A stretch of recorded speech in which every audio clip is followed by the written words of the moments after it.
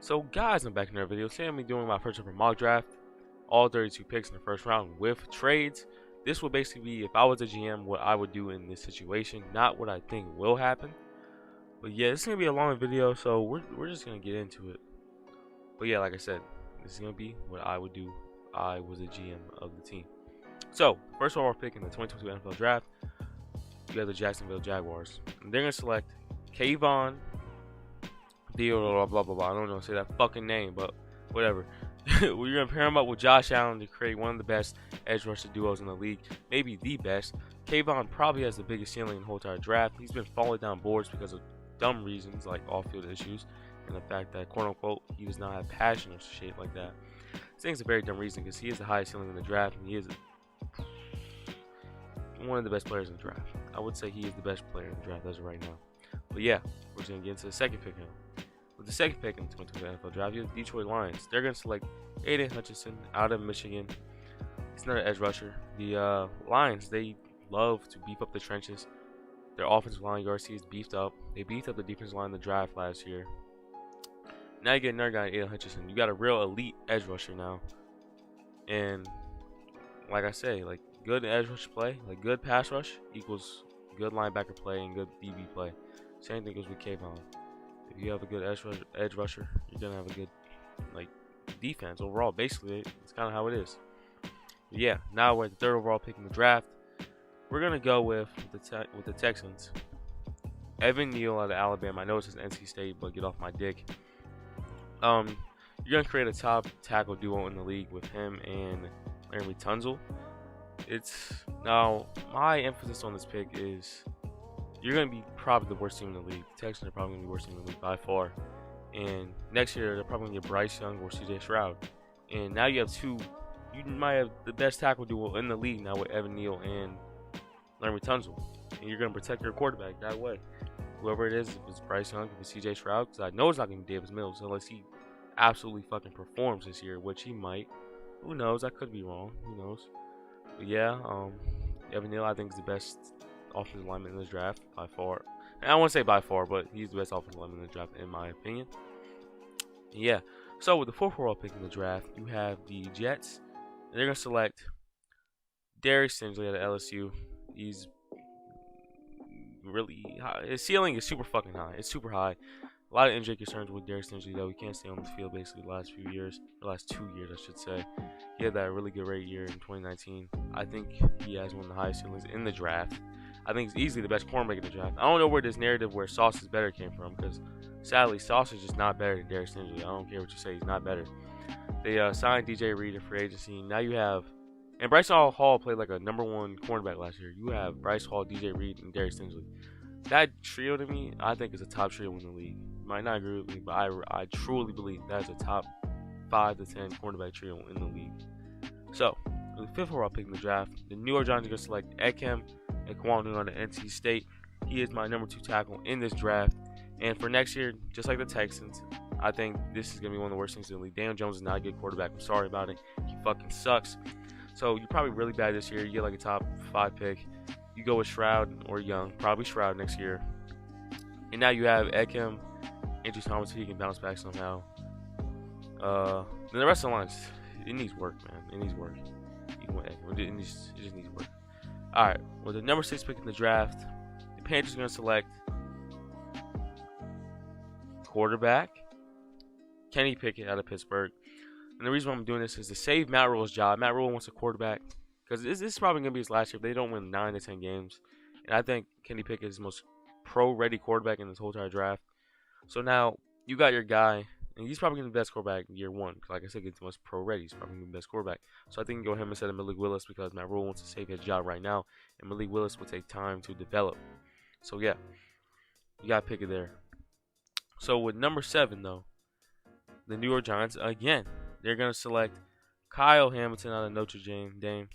I think he's one of the most versatile players in this draft class. I think he's not really a safety. He plays safety, the box, high safety, cornerback, slot, linebacker. I think he does it all. He's just a defensive weapon. And you have him and McKinney now on at safety, if you want to call him safety, whatever. And I think that's a top duo in the league right there. And then defense line's pretty good, honestly, in my opinion. They're pretty young. So, yeah, you go with him, beef up the defense for next year, basically. Now, with the number 8 pick in the draft, you have the... Who's up there? Fuck, I'm tripping like a bitch. Oh, yeah. We got a trade here. So, the Falcons are going to trade number 8 to the Vikings for number 12 and 77. The reason why we're doing this is the Falcons, they need basically every fucking position. Like, basically every position. There are so many holes. It's sad. So, you get more trade, like, you get more picks to draft more players, obviously. And the Vikings are going to trade up here, and they're going to select cornerback Sauce Gardner out of Cincinnati. He's the second best cornerback in this league, in my opinion. Not in this league, in this draft, in my opinion, behind Stingley. You pair him up with Dantzler and Peterson. It's a pretty good duo. Peterson's alright. Dantzler played pretty well last year. You also have at safety Bynum, if I said that right. He was really good last year. Harrison Smith was really good last year. It's a pretty good secondary right there with Daniel Hunter and Darius Smith at edge. That's a top 5-10 defense right there. But with the number 9 pick, the Seattle Seahawks are going to select Charles Cross, offensive tackle. You finally get a few. This is your, with Dawn Brown not signed yet, Charles Cross is now your future left tackle and your franchise left tackle. He is going to protect the quarterback you get in this draft or in the next draft, wherever you want to do with that, or even Drew Lock. But yeah, he's a probably offensive tackle number 3 in my opinion, behind Eckham and Neal, of course. But he's one of the best pass blockers in this draft, so you get him. Now you got your future left tackle, cornerstone left tackle for the next decade. So at number 10, my bad. The New York Jets are going to select wide receiver Garrett Wilson at Ohio State. He's the best wide receiver in this draft. I made a whole video on him. You should go watch that, about how he's the best player in the draft. You give Zach Wilson another weapon, and you have Elijah Moore, Garrett Wilson, and Denzel Mims, Braxton Berrios, Corey Davis. That's a pretty good wide receiving core right there, with CJ Uzomah as well. So yeah, help Zach Wilson out. The number 11 pick in the draft, the Washington are going to select Tyler Linderbaum. I said that wrong. Iowa. He's the best center prospect in the last decade, easily. This guy is going to fall in real life. He's going to fall probably out of the first round to early second, which is ridiculous because of how good he is and how important the center position is. I don't think I realize how important that shit is. That's the second most important position on the offensive line, in my opinion, behind left tackle. But yeah, they need a guy, say, at center. I don't know what their obsession is with Washington fans. They have an obsession with getting a receiver, which I don't understand why. You have Logan Thomas at tight end, even though he's not a wide receiver. You still have Terry, Curtis Samuel, Kelvin Harmon, even. Who was that other guy? I can't think of his name. There's another guy. Diami Brown, yeah. So I don't know what their obsession is with wide receiver. They're not going wide receiver at 11. If they do, I think that's pretty stupid. But whatever. Alright, well, the number 12 pick, the Falcons now are up. They're going to select Trent McDuffie, cornerback. He's my 3rd cornerback in this draft. You pair him up with AJ Terrell, and you have a pretty fucking good cornerback duo. Gotta be top 10 at least. Those two guys, they're going to lock down opposing receivers. You need everything, like I said. So you might as well just go with, defense. Just beef up your defense, man. Just get better there. Alright, with the number 13 pick in the draft, the Texans are back on the clock. They're going to select Trayvon Walker out of Georgia, edge rusher. They need everything, and you already know what I'm saying. Good D-line play equals good linebacker and DB play. You got now Trayvon Walker, Grenard. I think Martin left, sadly. Damn. But yeah, you have two guys that have potential, 2 young guys right there. I think Trayvon has potential to be one of the best players in this class. But yeah, they need everything, man. So I basically just went with the best player available because I think Walker was the best player available. Now, at pick 14, you got the Ravens up, and they're going to select Jermaine Johnson, edge rusher out of Florida State. They need edge rusher is a glaring need for this team, but he makes them a top 5 defense, I think. Because at edge rusher, who they have? OWEH, that's it. OWEH, and he wasn't really great. But now you got him and Jermaine Johnson. And DBs are already great. Linebackers are pretty good right now. And now, you make the defensive line great. So, defense is just amazing. So, at pick 15 now, the Eagles are up. They're going to select Jameson Williams, Alabama wide receiver. You give Hurts another weapon, even though I think Hurts might be gone if he doesn't play great this year. But yeah, you give him another weapon to succeed if so. And it's also a glaring need. You got Quez Watkins now, Devonta Smith, and and Jameson Williams. Three smaller guys. They're all small and slim, to be honest. But yeah, you need, like I said, you need another weapon. You really do, because it's a glaring need. I think Quez Watkins played great though. So those 3 guys can be a top trio in the league, hopefully. But yeah, number 16, we got the Saints up. They're gonna select Drake London, a wide receiver. It's a glaring need. Their wide receivers fucking suck. Yeah, Michael Thomas, Deontay Harris, he's alright. Who else do they have? Marquez, he's whatever. And Taysom Hill's probably gonna play tight end. And yeah, you get Jameson, their weapon, or whoever your quarterback is. I don't know if they draft someone. Who the fuck knows what they're doing there with them trading to get 2 first-round picks? Who knows? But the other thing they can contend. So just get another wide receiver for James, I guess. Like, I guess, I don't know, man. They don't need that many needs, honestly, God. But at pick 17, you got the Chargers up. They're gonna select Jordan Davis, interior defensive lineman. He is an athletic freak. He's a freak of nature, man. This guy is insane. And also, now you have a defensive line of Khalil Mack, Sebastian Joseph Day, Jordan Davis, and Joey Bosa. If those guys can stay healthy, which I don't know Mack and Bosa can. If they can, though, Jesus Christ, that's a top 3 defensive line. I think that might be the best defensive line in the league, and it's not close. Like, Jordan Davis has potential to be one of the best pass rushing defensive tackles or interior D linemen in the league. You already have the best edge rusher duo in the league, in my opinion. Yeah, that shit's insane. And Sebastian Joseph Day is a top nose tackle in the league. Good run stuffer from the Rams.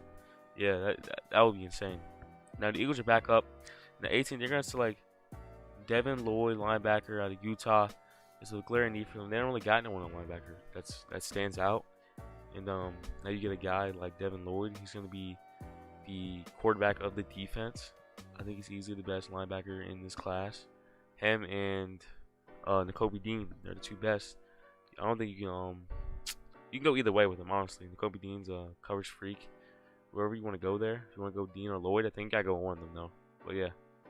So at 19, we're back with the Saints. They're gonna select Trevor Penning, tackle out of Northern Iowa. That's Armstead's replacement. And now you got Jameson Williams and Trevor Penning. You have Trevor Penning and Ramczyk on your 2 tackle spots. It's a top tackle duo in the league.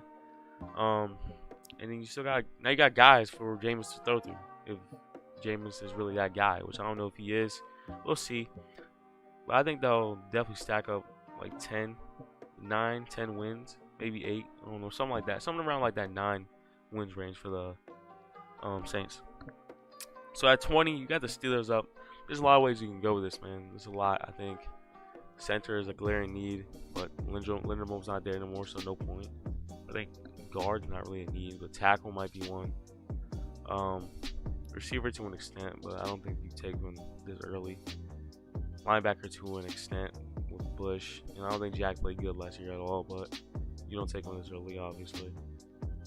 In safety, if they don't bring back Edmonds, but who are you going to take at 20 as a safety? You know what I mean? So, what I'm going to do here, at 20, the Steelers, I'm selecting Malik Willis out of Liberty. He falls to 20. He sits a year or 2 behind Mitchell Trubisky. You let him develop. He has the highest upside on any quarterback in this league, and it's not in this draft class, and it's not close. I don't think he's the best. I think he's my quarterback 3, but when it comes to upside, he's easily the best, and it's not close. This guy has potential to be the next, how should I say, not Malik Willis, Russell Wilson type. Man, I don't know, man. He just has real high potential, man. I think you sit him for a year, he become one like Patrick Mahomes type shit. You know what I mean? Like, you know what I'm talking about? But yeah. So at 21, the Patriots are up here. He's got to be DB or receiver here, I think, in my opinion. With Chris Olave on the board, you're going to go with him at 21 out of Ohio State. You want to give Mac Jones as many weapons as you can to help him progress and to make it so he has no excuse. With Olave, he really has no excuse. You now have Olave, Bourne, Parker, Aguilar, if you want to consider him. And you have Yanu, Smith, and Hunter Henry with a pretty good offensive line. He has no excuse to fail. He really doesn't. I'm sorry about that. I don't think he's a really great quarterback. I don't think he will ever be a great quarterback. I think he's kind of peaked already from keeping the buck. But yeah, now he has no excuse. Yeah, you have Mac. Maybe Mac does become better. Who knows? We'll see. But at 22, you got the Packers, and they're going to select TREYLON BURKS, receiver. This is the Adams replacement. You know, they're kind of different players, but I think TREYLON BURKS is like a mixture of DK Metcalf and Deebo Samuel. That's what I love about this guy, is because he's an athletic freak. He's big as shit. He's fast as fuck. He has played running back. He plays running back, which Deebo Samuel does. He's just versatile. I think he can be like, a top wide receiver in this league. If he goes to the right team, which the Packers, I think they'll use him right. But at 23 now, we're going to go with the Cardinals. They're going George Carl. I'm not going to say that name. This is Chandler Jones' replacement here.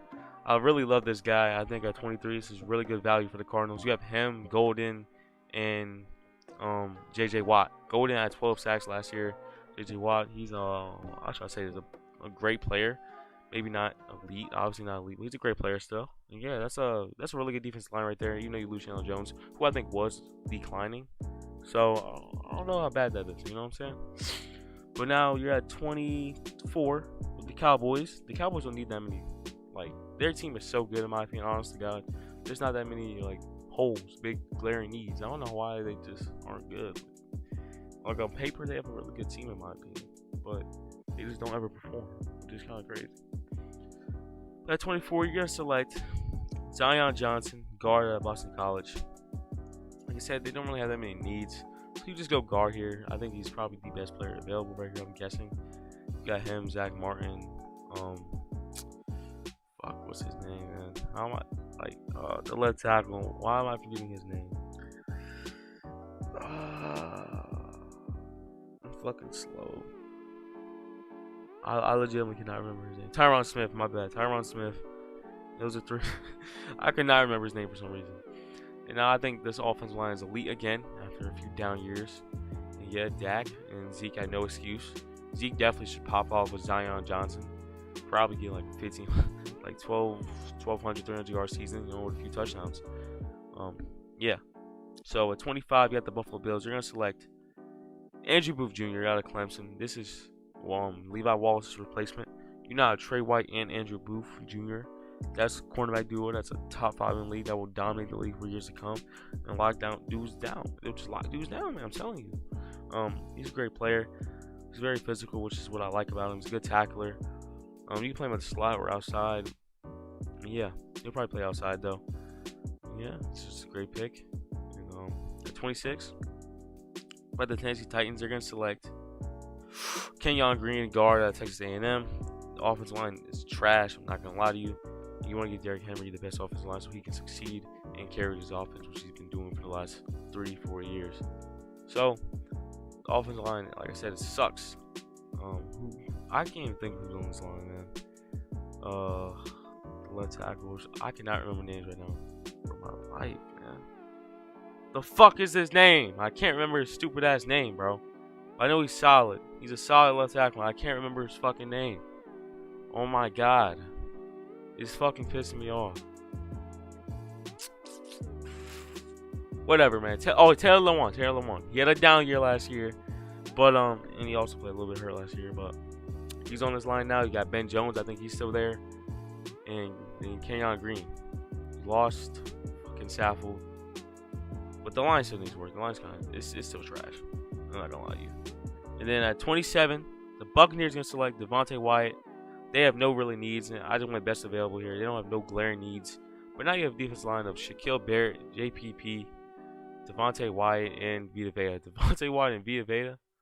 Oh my god, that is sexy as fuck, man. I'm not gonna lie, that is sexy, dude.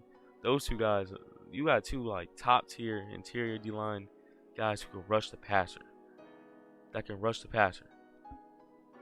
But now we got a trade alert.